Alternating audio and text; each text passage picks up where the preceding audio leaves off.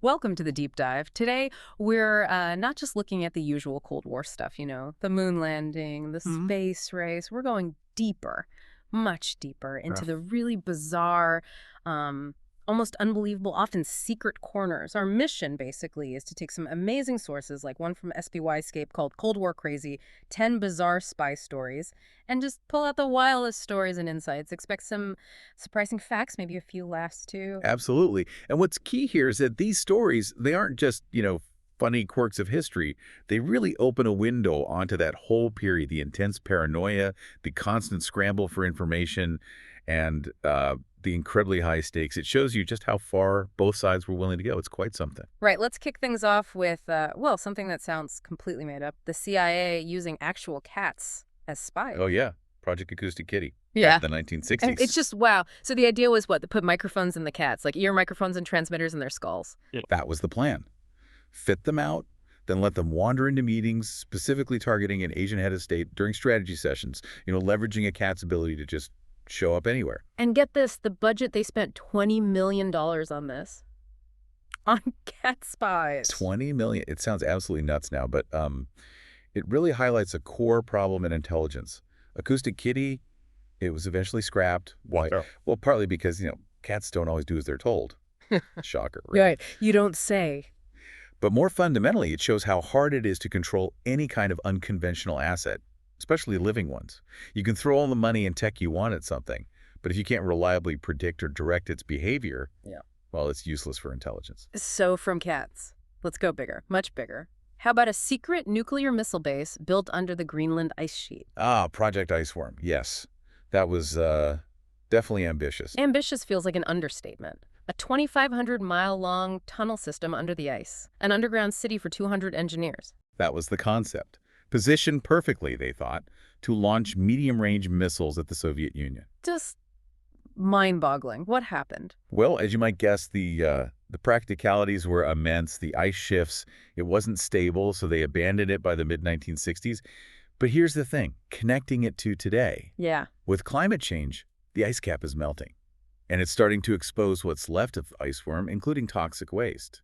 Wow. So the legacy of the secret Cold War project is literally emerging decades later because the planet's warming up. Exactly. These things have long tails, Yeah. unintended consequences. Yeah, quite a thought. Okay, speaking of things with long-term fallout, let's talk Operation Gold. This Yeah. was this incredibly bold plan in 1954, American and British spies tunneling under West Berlin. Right. The aim was to tap into the main communication lines between Soviet HQ and East Germany. A huge technical challenge. But here's the kicker, the twist. Yeah.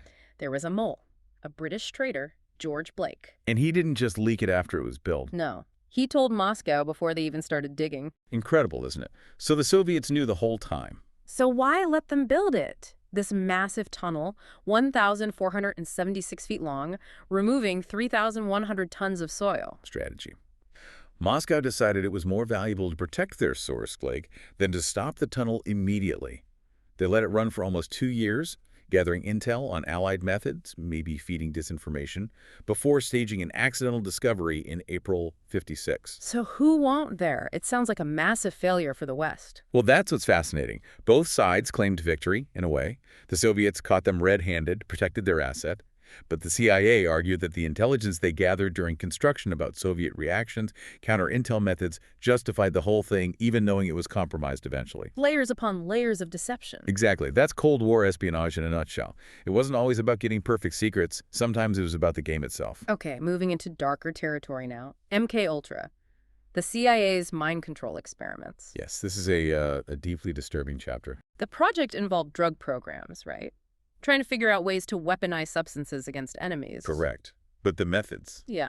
well, the experiments often weren't consensual. I read they drugged people with LSD without them knowing. Even people working for the U.S. government, people in brothels. That's documented, yes. Yeah.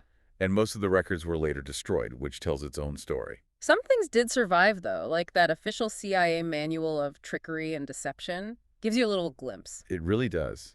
And MKUltra raises profound ethical questions, about government power, secrecy, experimenting on your own citizens. It shows how extreme the ends justify the means thinking could get during that period. A really stark reminder. Definitely chilling.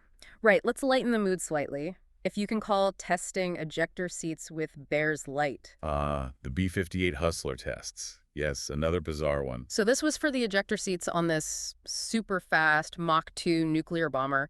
They needed to make sure pilots could get out safely at high speed. A critical piece of technology for a critical aircraft. But they're test subjects. They started with sleds, then apparently used recruits from unemployment lines. That's part of the story, yes. Then they moved on to chimpanzees. And then bears, drug bears. Drug bears, strapped in and ejected. Apparently none died, but some were injured. They eventually stopped the bear program. You can't make this stuff up. Bears as test pilots. Well, connecting it to the bigger picture, it just shows the extreme lengths they'd go to. They needed that plane. They needed to work perfectly, and they were willing to try some pretty unconventional, frankly bizarre methods to test its safety systems. Resourcefulness bordering on the absurd. Okay, from bears and jets to a rock. A miserable tiny rock. Rockall, yes. A tiny granite islet way out in the Atlantic, about 230 miles off Scotland. It's only 100 feet wide and completely uninhabitable, so why the fuss? Cold War paranoia again. Britain worried the Soviets could use this tiny speck of land somehow to spy on a missile testing range in the Outer Hebrides. Seriously, Yeah. a listening post on Rockall. It seems unlikely, but that was the fear. So in 1955, the Royal Navy landed, planted a flag, put up a plaque, claimed it for the UK, Operation Hellion. And is that the end of it? Not even close. What's fascinating is that almost 70 years later, the UK, Ireland, Iceland, Denmark, they're still arguing over Rockall. Still? What for? Fishing rights, mostly. The economic zone around it. But it shows how even a tiny, strategically dubious piece of rock, once it gets caught up in these Cold War calculations, can become a point of contention for decades. A tiny symbol with oversized importance. Incredible. Okay, next up. Russia's Okhrano plan. The Caspian Sea monster. Ah, the ground effect vehicle.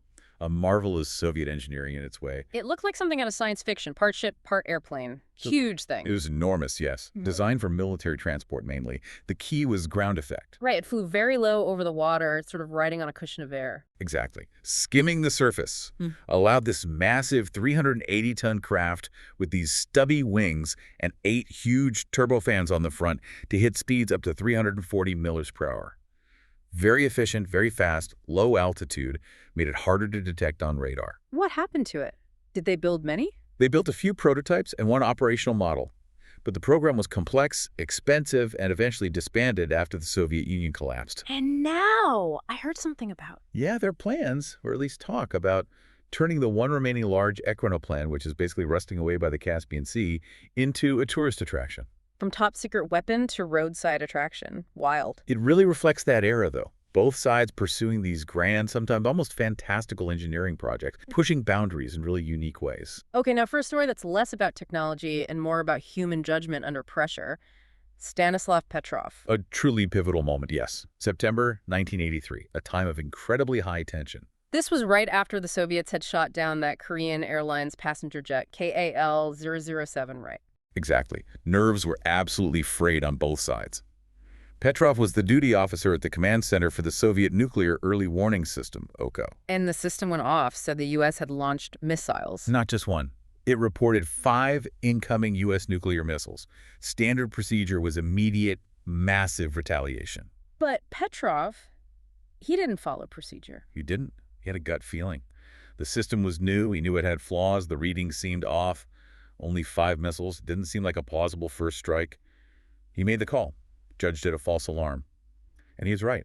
It was sunlight reflecting off high-altitude clouds, misinterpreted by the satellite sensors. He basically saved the world from potential nuclear war. A hero, right? You'd think so.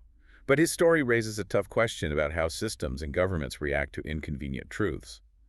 Moscow wasn't exactly thrilled.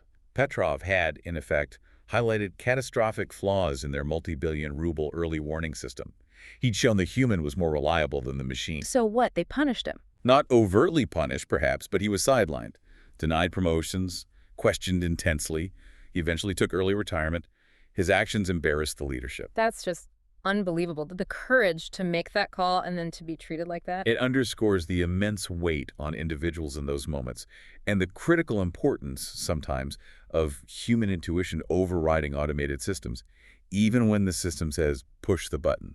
Okay, from the incredibly serious to the utterly bizarre again. Let's talk about Fidel Castro's beard. Yes. Among the many, many plots against Castro, the beard attack is certainly memorable. We know about the exploding cigars, the poisoned wetsuit, the rigged seashell bombs, but attacking his beard. The plan was, reportedly, to sprinkle thallium salts in his shoes during an overseas trip. Thallium salts, what would that do? It's a chemical that causes hair loss. The idea was that if Castro's iconic beard fell out, it would damage his image, make him seem less virile, less revolutionary, undermine his charisma. Did they try it? Apparently, Castro canceled the trip where they planned to do it. So the beard survived that attempt. Just one of many, many attempts. Right, absolutely. Castro's former intelligence chief, Fabian Escalante, claimed Castro survived something like 634 assassination attempts or plots. 604. An astonishing number. And he died of natural causes in 2016, age 90. Mm-hmm. It just shows the sheer desperation, the sometimes comical creativity that went into trying to remove him. The beard plot is maybe the most absurd example. It really is something else. Okay, final story. Operation Paul Bunyan. This sounds woodsy. It involves a tree, yes, Mm. but it nearly started a major conflict. We're talking the Korean DMZ, the demilitarized zone. The border between North and South Korea, still one of the most tense places on Earth. Exactly. And there was this poplar tree in the joint security area that was blocking the line of sight between two UN observation posts. So they wanted to trim it. Seems reasonable. The Americans and South Koreans thought so, but North Korea objected strongly. When a U.S. and South Korean work party went to prune it in August 1976, What happened? North Korean soldiers attacked them with axes. They killed 2 American officers and injured several American and South Korean soldiers. It became known as the Axe Murder Incident. Killed them. Over pruning a tree. It sounds insane, but in the context of the DMZ, everything is symbolic, everything is a test of will. The tree represented a point of contention, a challenge to sovereignty in that tiny shared space. So how did the U.S. respond? Did they retaliate militarily? They considered it. Tensions spiked incredibly high. But instead of launching airstrikes, they mounted Operation Paul Bunyan, a massive show of force helicopters, bombers flying nearby. Heavily armed troops escorted a group of engineers who went in and completely chopped down the tree. A very deliberate symbolic act. Wow. A huge military operation just to cut down one tree. It was about sending a message, showing resolve without starting a full-blown war.